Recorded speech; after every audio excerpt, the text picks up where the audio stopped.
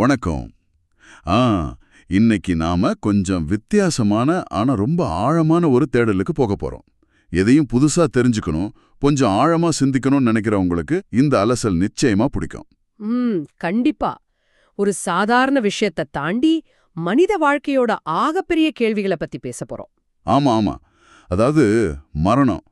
இத பத்தி நாம அன்றாட வாழ்க்கையில பெருசா யோசிக்கவே மாட்டோம் இல்லையா? ஏதோ அது மத்தவங்களுக்கு மட்டுமே நடக்கக்கூடிய ஒரு விஷயம் மாதிரி நாம பாட்டுக்கு நம்ம வேலைகளை பார்த்துக்கிட்டு இருப்போம். உண்மைதான். நம்ம எல்லாருமே மரணத்த நம்ம கிட்ட இருந்து தள்ளி போட்டுட்டே தான் வாழ்ந்துட்டு இருக்கோம். ஆனா தினமும் மரணத்தை மிக அருகில் பார்க்கிற, அதோட போராடுற ஒரு நரம்பியல் அறுவை சிகிச்சை நிபுணர், ஒரு நியூரோ சர்ஜன் திடீர்னு ஒரு நாள் மரண விளிம்புல நிக்கிற ஒரு நோயாளியா மாறினா என்ன நடக்கும்? அவரோட உலகம் எப்படி தலைகீழா மாறும்? ரொம்ப சரியான கேள்வி. அது ஒரு பெரிய தத்துவார்த்தமான முரண்பாடு. இதைத்தான் இன்னைக்கு நாம ஆழமா அலசப் போறோம். இதுக்காக நாம் எடுத்துக்கிட்ட அடிப்படை தரவுகள் என்னன்னா, பால் கலாநிதி எழுதிய வென் பிரெத் பிகம்ஸ் ஏர் அப்படிங்கிற மிகச்சிறந்த புத்தகத்தோட சில முக்கிய பகுதிகள். அது மட்டும் இல்லாம ஆப்ரஹாம் வர்கீஸ் அதுக்கு எழுதின முன்னுரை, அப்புறம் பாலோட மனைவி லூசி எழுதின நிகழ்ச்சியான முடிவுரை. இப்ப பாத்தீங்கன்னா இது வெறும் ஒரு புத்தக அலசல் கிடையாது. இது வாழ்க்கையோட உண்மையான அர்த்தம் என்ன அப்படிங்கிற ஒரு பெரிய தேடல். குறிப்பா ஒரு மருத்துவரோட பார்வையிலிருந்தும் நோயாளியோட பார்வையிலிருந்தும் வாழ்க்கையையும் மரணத்தையும் ஒரே நேரத்துல பார்க்க போறோம். மிகச்சரி. இதுல எனக்கு ரொம்ப சுவாரஸ்யமாப்பட்ட முதல் விஷயம் பால் கலாநிதியோட பின்னணி தான். அவரு அரிசோனால இருக்கிற கிங்மேன் அப்படிங்கிற ஒரு பாலைவன ஊர்ல வளர்ந்தவரு. அவரோட அப்பா ஒரு மருத்துவர் தான். ஆனா சின்ன வயசுல பாலுக்கு டாக்டர் ஆகணுங்கிற எண்ணம் துளியுண்டு கூட கிடையாதாம். ஆமா, அவர் மொழியின் மீதும் இலக்கியத்தின் மீதும் தான் பயங்கர ஆர்வமா இருந்திருக்காரு. அவங்க அம்மா கொடுத்த ஒரு புத்தக பட்டியல் அவரோட உலகத்தையே மாத்திருக்கு. நீங்க யோசிச்சு பாருங்க, தன்னோட 10 வயசுலயே ஜார்ஜ் ஆர்வெல் எழுதின 1984 நாவலை வாசிச்சு இலக்கியம் மேல ஒரு தீராத காதலை வளர்த்துக்கிட்ட பையன் அவரு. 10 வயசுல 1984 நாவலா? நாம அந்த வயசுல என்ன பண்ணிக்கிட்டு இருந்தோம்னு நினைச்சா எனக்கே சிரிப்பு தான் வருது.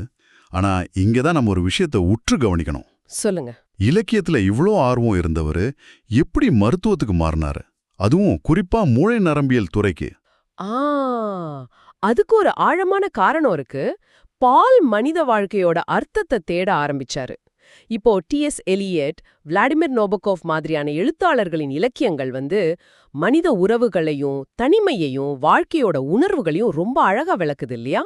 ஆமாமா, அது மனிதனோட மன சம்பந்தப்பட்ட விஷயம். கரெக்ட். ஆனா இந்த உணர்வுகள் எல்லாம் உயிரியல் ரீதியா எப்படி உருவாகுது, நம்ம மூளை எப்படி வேலை செய்யுதுன்னு தேடுனா அதுக்கு நரம்பியல் துறை தான் பதில் சொல்லுது. ஓ, அப்போ மனித மனம் அப்படிங்கிற தத்துவத்தையும் மனித மூளை அப்படிங்கிற அறிவியலையும் இணைக்கிற ஒரு பாலமா ஒரு மருத்துவத்தை பார்த்திருக்காரு. எக்ஸாக்ட்லி. அவருக்கு மருத்துவங்கிறது வெறும் ஒரு தொழில் கிடையாது. அது மனித வாழ்வின் அர்த்தத்தை தேடுற ஒரு பயணம். மூளைய பத்தி படிப்பதன் மூலமா மனிதர்களோட ஆன்மாவையே புரிஞ்சுக்கலான்னு அவர் நம்பினாரு. ஆனா பாத்தீங்கன்னா ஏல் மருத்துவக் கல்லூரியில அவர் சேர்ந்ததுக்கு அப்புறம் இந்த தத்துவ பயணம் ஒரு நிதர்சனமான, சில நேரங்கள்ல ரொம்ப கடுமையான பாதையா மாறுது. அந்த பிணக்கூறு ஆய்வு வகுப்புகளை சொல்றீங்கன்னு நினைக்கிறேன். கண்டிப்பா. அந்த உடற்கூறியல் வகுப்புல நடந்த சில சம்பவங்களை அவர் விவரிச்ச விதம் என்னை ரொம்பவே பாதிச்சது. ஒரு சடலத்தை அறுத்து பார்க்கும்போது அந்த நபரோட வயிற்றுல செரிக்காத மார்பின் மாத்திரைகள் கொத்து கொத்தா இருந்ததை பார்ப்பாக்குறாரு. ஆமா, அது ஒரு வலிமையான தருணம். ஒரு நிமிஷம் அவர் அப்படியே உறைஞ்சு போயிடுறாரு. ஒரு மனுஷன் தன்னோட மரண தருவாயில எவ்வளவு கடுமையான வலியை அனுபவிச்சிருந்தா அந்த வலியை தாங்க முடியாம இத்தனை மாத்திரைகளை விழுங்கியிருப்பான். உண்மைதான். அந்த நிமிஷம் அதுவரைக்கும் ஒரு சடலமா அவர் முன்னாடி இருந்த அந்த உடல் வலிய அனுபவிச்ச ஒரு மனிதனா அவர் கண்ணுக்கு தெரியுது. இது ஒவ்வொரு மருத்துவ மாணவனும் சந்திக்கிற ஒரு பெரிய உளவியல் போராட்டம்னு நினைக்கிறேன். நிச்சயமா. உணர்ச்சிகளை ஓரங்கட்டிட்டு முன்னாடி இருக்க உடலை ஒரு எந்திரம் மாதிரி பார்க்க பழகணும். அதே நேரத்துல அந்த எந்திரத்துக்குள்ள இருந்த உயிரோட வலியையும் உணரணும். இதை விட இன்னொரு நெருக்கடியான சம்பவமும் அவர் குறிப்புகள்ல இருக்கு, கவனிச்சிங்களா? அந்த 74 வயசு ப்ரொஃபசர் சம்பவம் தானே? ஆமா. ஒரு பேராசிரியர் மாணவர்களோட சேர்ந்து ஒரு சடலத்தை அறுத்துக்கிட்டு இருக்காரு. திடீர்னு அந்த சடலத்தோட வயசு என்னன்னு கேக்குறாரு. 74 அப்படின்னு பதில் வருது. உடனே அந்த பேராசிரியர் தன் கையில இருந்த கத்திய கீழே வச்சுட்டு அது என்னோட வயசு அப்படின்னு சொல்லிட்டு அந்த இடத்தை விட்டு நகர்ந்து போயிடுறாரு.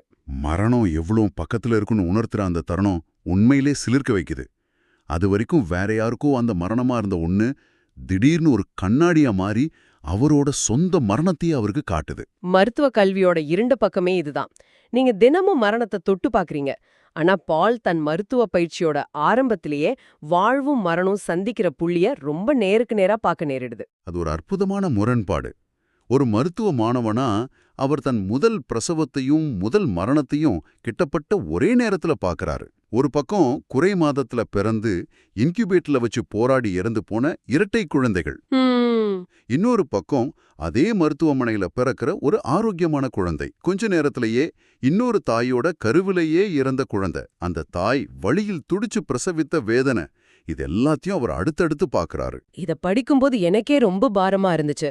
இந்த இடத்துல தான் பால் சாமுவேல் பெக்கெட் சொன்ன ஒரு ஆழமான வாக்கியத்தை நினைவுபடுத்துறாரு. அந்த இடுக்கி வச்சிருக்கிற வாக்கியம் தானே?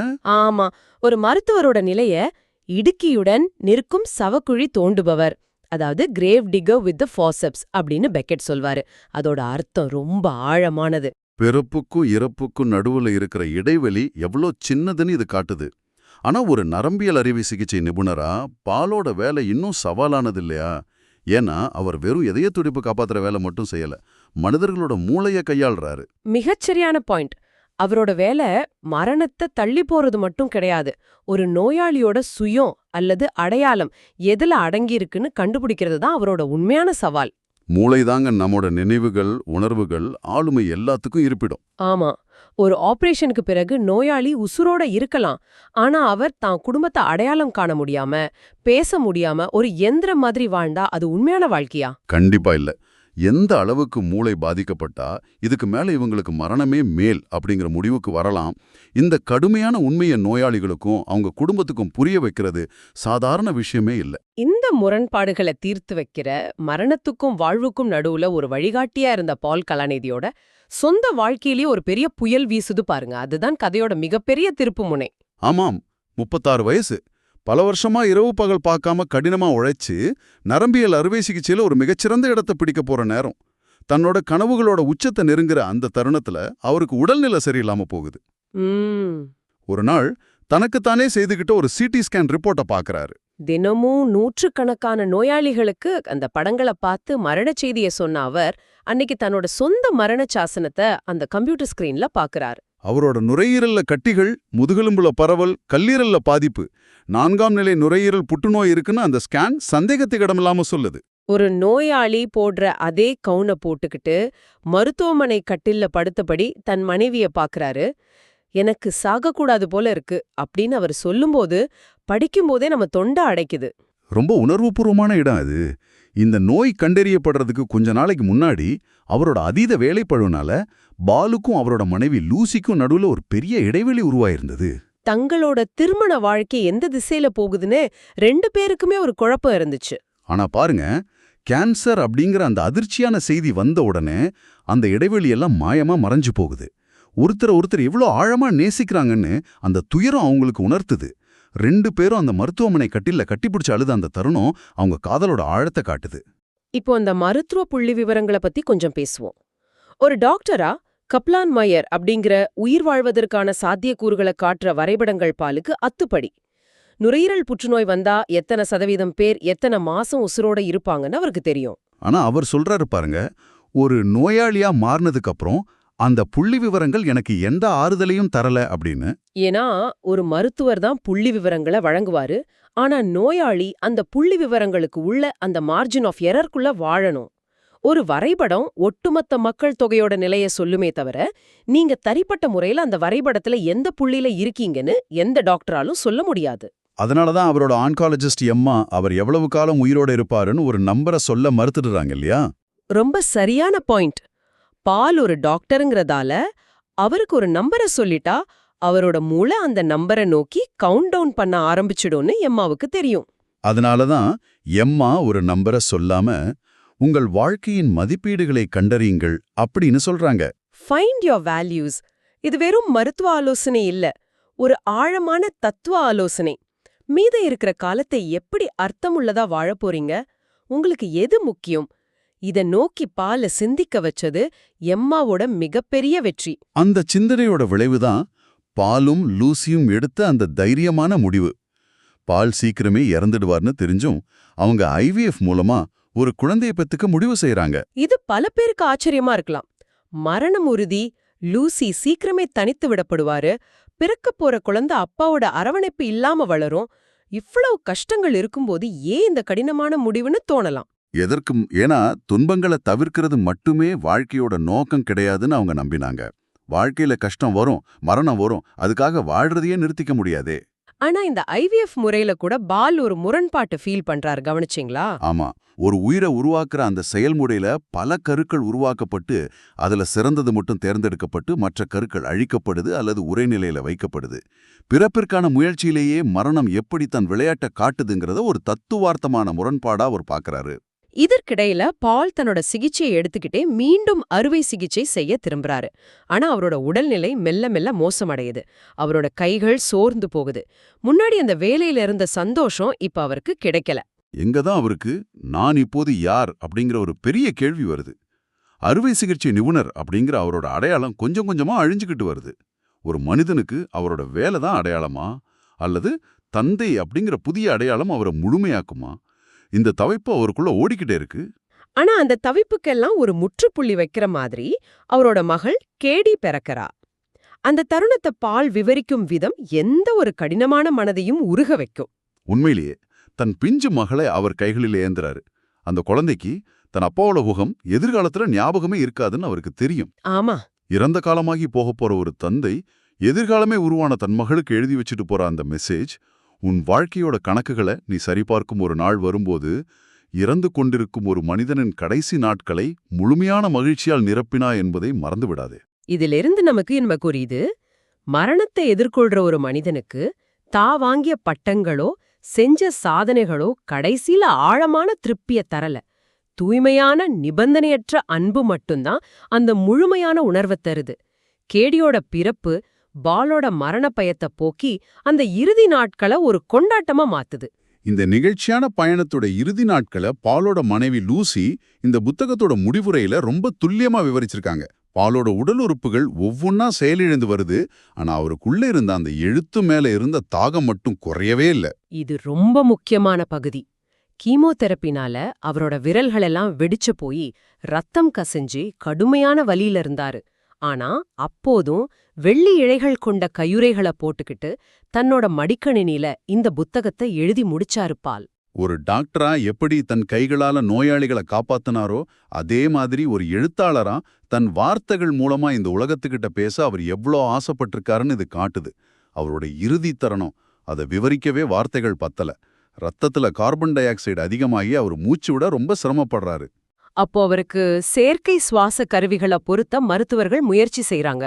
ஆனா பால் அதை அமைதியா மறுத்துடுறாரு. ஒரு டாக்டரா செயற்கை சுவாசத்துல இருந்தா தன்னால பேச முடியாது, வெறும் இயந்திர மாதிரி கிடக்கணும்னு அவருக்கு நல்லா தெரியும். தன் குடும்பத்தினர் சுத்தி நிக்க தன்னோட மரணத்தை ரொம்ப தைரியமாவும் தெளிவாவும் அவர் எதிர்கொள்றாரு. இந்த இடத்துல ஆப்ரஹாம் வர்கீஸ் எழுதின முன்னுரையை பற்றி நம்ம கண்டிப்பா பேசியே ஆகணும். பாலோட எழுத்து நடைய அவர் எப்படி வர்ணிக்கிறாருன்னு கவனிச்சிங்களா? ஆமா, பாமோட எழுத்துக்கள் 17ஆம் நூற்றாண்டை சேர்ந்த தாமஸ் பிரவுன் எழுதின ரிலிஜியோ மெடிசி மாதிரி ரொம்ப பழமையான இசைத்தன்மை வாய்ந்த ஒரு உரைநடையே ஒத்திருக்குன்னு வர்கீஸ் சொல்றாரு. அந்த வார்த்தைகளுக்குள்ள ஒரு தாழம் இருக்கு. அதை சத்தமா வாசிக்கும்போது தான் அதோட உண்மையான அழகும் ஆழமும் புரியும்னு சொல்றாரு. பாலோட உடல் சாண்டா க்ரூஸ் மலைப்பகுதியில விதைக்கப்பட்டிருந்தாலும் அவரோட வார்த்தைகள் இன்னைக்கும் காத்தோட கலந்து நம்ம கூட பேசிக்கிட்டு தான் இருக்கு. அவர் ஒரு நரம்பியல் நிபுணரா மட்டும் இல்லாம மனித வாழ்வோட அர்த்தத்தை உலகத்துக்கு புரிய வச்ச ஒரு தத்துவஞானியா உயர்ந்து நிற்கிறாரு. கண்டிப்பா ஒரு மருத்துவர்கிட்ட இருந்து நோயாளியா மாறினது வெறும் ஒரு உடல் ரீதியான மாற்றம் மட்டும் இல்ல, அது ஒரு ஆன்மீக ரீதியான பரிணாம வளர்ச்சி. மரணத்தை எதிர்த்து போராடின அவர் கடைசியில அதை ஒரு நண்பனை போல ஏத்துக்கிட்ட விதம் நமக்கு நிறைய கத்துக் கொடுக்குது. ஆமா, இந்த ஆழமான தேடலை கேட்டுக்கிட்டு இருக்கிற உங்ககிட்ட நான் ஒரு விஷயம் சொல்ல விரும்புறேன். நமக்கெல்லாம் எப்ப மரணம் வரும்னு யாருக்கும் தெரியாது. ஆனா அது நிச்சயமா வரும். அது வரைக்கும் நாம வாழ்ற ஒவ்வொரு நாளும் எவ்வளோ மதிப்பு மிக்கதுன்னு இந்த குறிப்புகள் நமக்கு உணர்த்துது. ஒவ்வொரு மூச்சும் காத்துல கரையறதுக்கு முன்னாடி அந்த மூச்சை வச்சு நாம என்ன செஞ்சோம் அப்படிங்கிறது தான் முக்கியம். நம்மளோட அடையாளம், எதிர்கால கனவுகள்லாம் எவ்வளவு நிலையற்றதுன்னு இந்த புத்தகம் நமக்கு முகத்துல அரைஞ்ச மாதிரி சொல்லுது. நம்ம கிட்ட உண்மையா மிஞ்ச போறது இந்த நொடியும் நாம மத்தவங்க கிட்ட காட்டுற அன்பும் தான். மிகச்சரி. இந்த அருமையான உரையாடலை முடிக்கிறப்போ உங்களை சிந்திக்க வைக்கிற மாதிரி ஒரு புதிய கேள்வியோட நான் விடைபெற விரும்புறேன். நாம் இவ்வளோ நேரம் பால் கலாநிதியோட வாழ்க்கையை பத்தி பேசணும். அவர் எப்போதுமே தன் அடையாளத்தை எதிர்காலத்துல தான் தேடினாரு. டாக்டர் ஆவேன், சர்ஜன் ஆவேன், எழுத்தாளர் ஆவேன்னு. ஆனா அந்த எதிர்காலம் அழிக்கப்பட்டப்போ அவர் யார்? இதுதான் உங்களுக்கான கேள்வி. உங்களோட உண்மையான அடையாளம் நீங்க எதிர்காலத்துல என்ன ஆக போறீங்க அப்படிங்கறதுல இருக்கா, அல்லது இந்த நிமிஷம், இந்த வினாடி நீங்க யார் அப்படிங்கறதுல இருக்கா? பால் தன்னோட எதிர்காலத்தை இழந்த பிறகுதான் நிகழ்காலத்துல ஒரு கணவனா, தந்தையா தன்னோட முழுமையான அடையாளத்தை கண்டுபிடிச்சாரு. நீங்க உங்களோட அடையாளத்தை எங்க தேடிட்டு இருக்கீங்க? எதிர்காலத்திலேயா, நிகழ்காலத்திலேயா? இதைச் சற்று சிந்தித்து பாருங்கள். மீண்டும் ஒரு சுவாரஸ்யமான தேடலில் சந்திப்போம்.